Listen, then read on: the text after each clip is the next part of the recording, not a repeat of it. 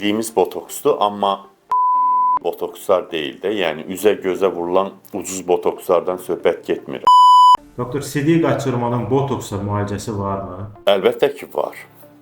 Yəni ki, xüsusilə sidik hissəsi kiçik olan insanlarda və ya aktiv sidik hissəsi olan insanlarda dərman müalicəsinə yetəri qədər cavab almırıqsa və ya dərman müalicəsindən bəzən bezir də xəstələr, bezibsə artıq istəmirsə bunu, 15-20 dəqiqəlik bir prosedurdur. Sidik hissəsinə xüsusi öz iynələrimiz var ki, ondan botoks yeridirik.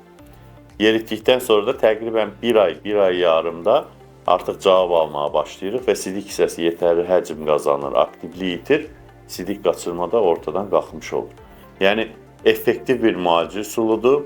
Hətta bizim özümüzün Türkiyədə Hacettepe Universitetində elədiyimiz araşdırmada botoks olunan uşaqların təqribən 80%-də tam cavab alınır və təkrar o sidik qaçırma geri qayıtmır.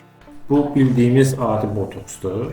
Bildiyimiz botoksdur, amma botokslar deyil də, yəni üzə gözə vurulan ucuz botokslardan söhbət getmir. Alman malı biraz qiymət olaraq bahalı olan və yüksək keyfiyyətli olan ona botulinum dediyimiz bir maddə.